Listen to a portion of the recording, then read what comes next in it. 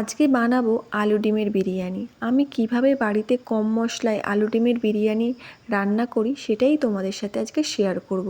এখানে আমি 1 কেজি বিরিয়ানির চাল নিয়েছি। চালটাকে ভালো করে আমি ধুয়ে নিয়েছি। ধুয়ে আমি 1 ঘন্টার মতো ভিজাতে দিয়েছি। এদিকে আমি হাঁড়িতে জল দিয়ে দিয়েছি আর গরম মশলা দিয়ে দিয়েছি গোটা আর তেজপাতা। জলটা একটু গরম হলেই চাল দিয়ে দিয়েছি। আর এখানে আমি 2 চামচ নুন দিয়েছি। জলটা একটু নোনতা নোনতা হতে হবে, তাহলে ভাতে ঠিকঠাক নুনের পরিমাণটা ঠিক থাকবে। এদিকে ততক্ষণ ভাতটা হোক, ওদিকে আমি দেখিয়ে দিই কী কী কেটেছি। এদিকে দেখো পেঁয়াজ কুচি কুচি করে নিয়েছি আর আলুও কেটে নিয়েছি। তো প্রথমেই আমি বেরেস্তা ভাজবো, তার জন্য কড়াইয়ে আমি সাদা তেল দিয়ে দিয়েছি। এখানে কিন্তু পুরো রান্নাটা সাদা তেল আর ঘিতেই হবে। তো দেখো পেঁয়াজ দিয়ে দিয়েছি, পেঁয়াজটা একটু লাল লাল করে ভেজে নিয়েছি আর গ্যাসটা কিন্তু লোতে রেখেছি। তো পেঁয়াজ আমার ভাজা হয়ে গেছে, মানে বেরেস্তাটা ভাজা হয়ে গেছে। এদিকে দেখো ডিমটাকে আমি ছুরি দিয়ে কেটে নিয়েছি, নুন আর কাশ্মীরি লঙ্কা ভালো করে মাখিয়ে নিয়েছি। এবার ওই তেলেই আমি ডিমটাকে ভাজবো। ডিমটা লাল লাল করে ভাজা হয়ে গেছে।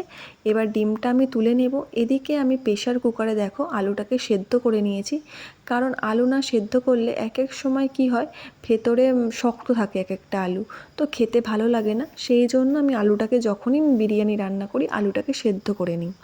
এবার আমি ওই তেলে আলুটাকে ভেজে নেব। আলুটাকে লাল লাল করে ভাজলে কিন্তু ভেঙে যাবে না। এখন যেমন আলুটা ভাঙা যাচ্ছে সেদ্ধ হয়ে আছে বলে, কিন্তু ভেজে নিলে কিন্তু আলুটা ঠিকঠাকই থাকবে। তো দেখো আমার আলু ভাজা হয়ে গেছে আর ওই দিকে আমার ভাতটাও হয়ে গেছে। ভাতটা আমি নামাতে পারিনি, মাই নামিয়ে দিয়েছে। দেখো ভাতটা কিন্তু একদম ঝরঝরে, আর বিরিয়ানিতে কিন্তু ভাতটা একদম ঝরঝরেই হতে হবে। এদিকে বাটির মধ্যে আমি টক দই নিয়ে নিয়েছি 2 চামচ, আদা রসুনের পেস্ট নিয়ে নিয়েছি 2 চামচ, আর নিয়ে নিয়েছি আমি কাশ্মীরি লঙ্কা। আর আমি সানরাইজের বিরিয়ানি মশলাটাই দিচ্ছি। এভারেস্টের বিরিয়ানির মশলাটা কিন্তু প্রচণ্ড ঝাল হয়ে যায়, ওই জন্য আমি সবসময় সানের মশলা বা সানরাইজের মশলাটাই ব্যবহার করি।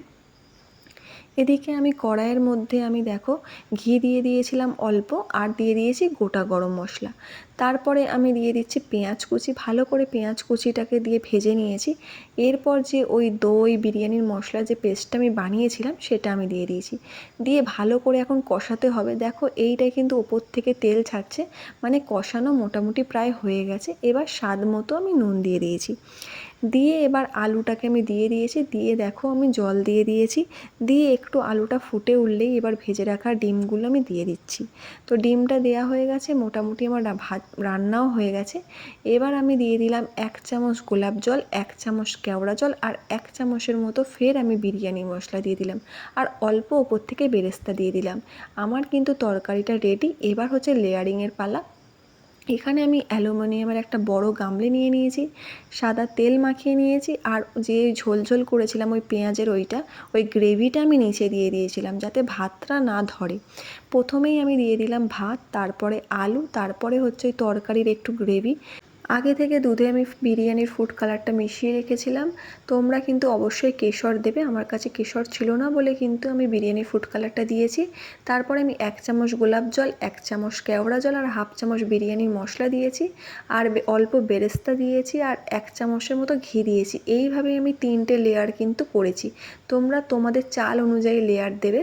তো আমার 3টে লেয়ার দেয়া হয়ে গেছে, আর ডিমও আমি দিয়ে দিয়েছি। সব কিছু দিয়ে ওপর থেকে আমি 1 ফোঁটা আমি আতর দিয়েছি।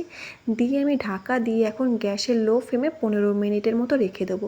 তো 15 মিনিট হয়ে গেছে, তো আমার বিরিয়ানি কিন্তু রেডি হয়ে গেছে। তো তোমরা কিন্তু অবশ্যই বাড়িতে বানিয়ে খেও, দারুণ খেতে হয়, জাস্ট ফাটাফাটি। তো ভিডিওটা কেমন লাগলো অবশ্যই কমেন্টে জানিও।